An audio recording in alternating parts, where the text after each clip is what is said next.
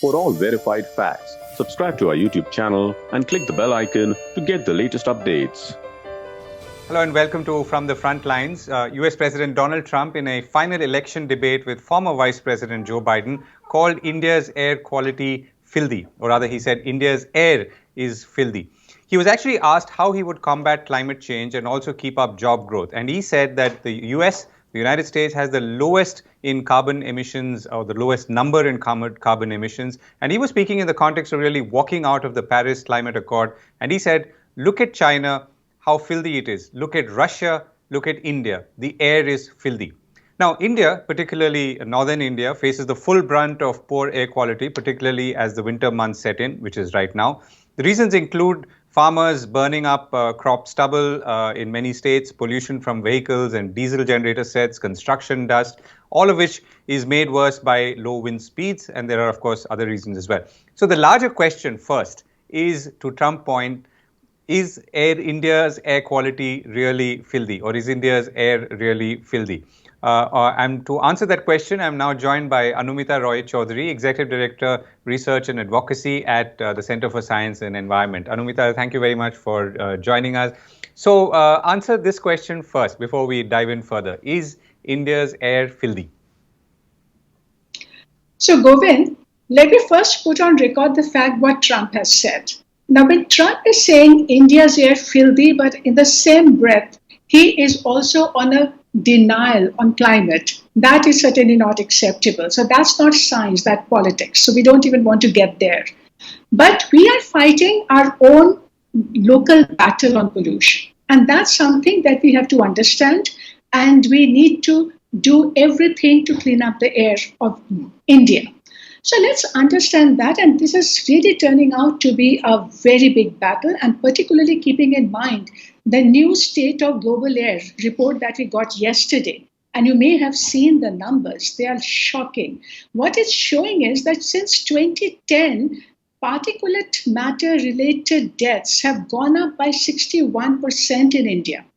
And India is also recording the highest share of death amongst infants, the newborn babies, because of air pollution. 24% of global deaths of infants in India, right? So that's clearly showing that this is an health emergency in India, and we are still not near what it takes to clean up the air. And we know from the data that 95% Indians are breathing air quality which does not satisfy the WHO guidelines. And therefore, you are seeing this kind of health impact. And the health impact nationwide, it's not just about the northern India or the Delhi. It's about entire country not being able to meet what is needed to meet the health-based standards. So that's what we have to understand. Right. Okay. So I'll come back to India in a moment. But when Trump talks about emissions being the lowest in many years, more than 3 decades, is that true in America? So we will make a distinction. The local air pollution in the US, and that we know just not about US, the developed world, has cleaned up significantly, right? But even after that cleanup, just understand the challenge from the same State of Global report that US is still experiencing more than 400,000 deaths a year due to air pollution-related diseases. So don't think that they have eliminated the problem. The problem is smaller than us, right? So that's one. But the bigger, and that's what we call the US being the climate rogue. And you know that the Trump in the past few years has rolled back some of the most significant regulations needed to improve, to reduce the impact of the climate impacts, right? Their field economy regulations and so forth.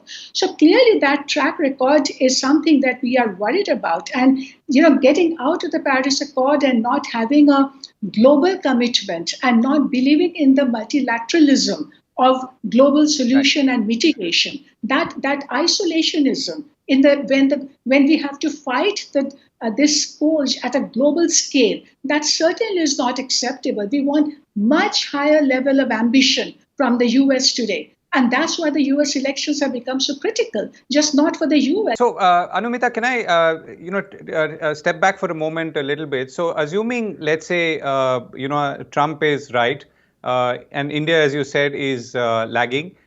You're also making a larger point about climate in itself. But, the issue of air quality, which in some ways is a proxy for what we are doing or not doing on climate, or at least a small proxy, is not new in India. We've been actively, when I say we as a country, we've all been actively aware of this, trying to solve it for maybe 5 years, maybe 10 years, in some cases even longer. So why is it that we are not making significant progress, or our progress is not seen as enough, and we continue to be bracketed like we were just yesterday as a filthy place? So let's understand this very clearly. And here, the scale and speed of action that is needed across all pollution sectors, and I mean vehicles, industry, power plant, waste, construction, the key sources of pollution across India. And if you look at the kind of systemic reforms that are needed in each sector today, we are certainly lagging behind. Now, but it's not only about the negatives. We have to understand it's a very much more complex story than that. It's not about that India is not doing anything. It's not such a simple narrative. Lot is happening because, as you know, that today India is the only vehicle producing country in the world that has leapfrogged directly from BS4 emission standards to BS6 emission standards in the shortest possible time. India has also done a huge combat against the household air pollution, expanding or clean energy access for people. So there are pluses, there's some movement in some sectors, but at the same time, we are lagging behind in many sectors. And that's where what is coming out very clearly. And if I give you specific, just to illustrate the point, if I give you the example of Delhi, because Delhi kind of mirrors the national challenge.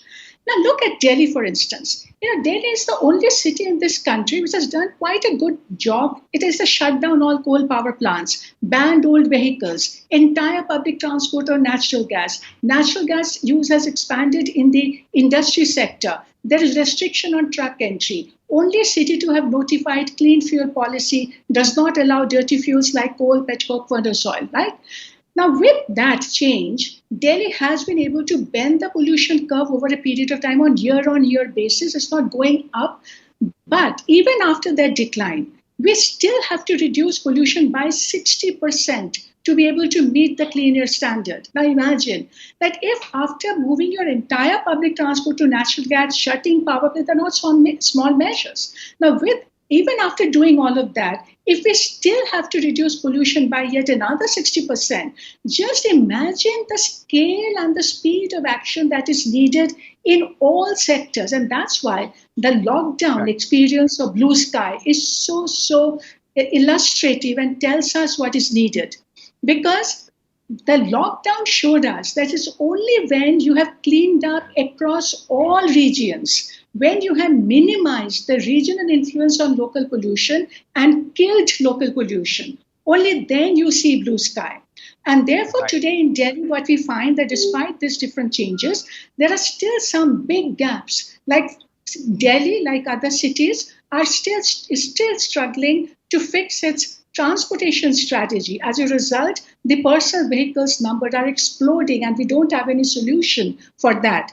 Waste burning, the municipal governance is absolutely not up to that mark to be able to do the maximum waste collection and disposal across all neighborhoods. The informal sector, the small industrial units who still do not have access to affordable clean fuel, so burning dirty fuels. Now, these require very deep-rooted sector reforms. The power plants, which are supposed to meet the new standards, they're continuously delaying because we have not been able to find the sectoral reforms of DISCOM, of making these projects bankable, pollution control effort. This whole economics behind it. So that's where the whole problem is today. Right. Last question, Anumita. So, Trump referred to two other countries, that's Russia and China.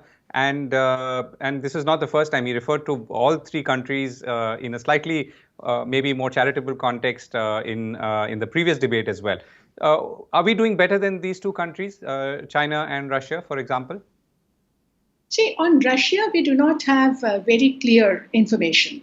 But on China, yes. And as you know that, despite all what's going on, that China has kind of taken a lot more disciplined approach towards controlling pollution. And now, today, they have verifiable improvement with their 5-year plan, which they adopted in 2013. Now, by 2017-18, they've actually over exceeded their target of 25% reduction. They have actually achieved about 40% reduction in pollution. And, right. And even today, during the post-pandemic, so we know that today when the satellite mapping is happening of pollution across regions of the world, right, there is certainly, we are seeing a lot better cleanup that has happened on the, across China. But still, if you look at the total number of people still dying because of air pollution related diseases, then China is still at the top. But that's what brings out the complexity of the problem. China has seen 40% reduction in pollution, Beijing and the region. Right? But even after that, they're still struggling hard. But they certainly have a lot better reduction to report nationwide and region. In India, Right. it is still more localized. Right. And to your point, Anumita, that India too has reported reduction, including noticeably in Delhi with all the the interventions that you spoke of, but we still have a long way to go. So hopefully the next time we will not be called filthy anymore, and even in passing. Anumita, thank you very much for joining us and sharing your insights. Thank you.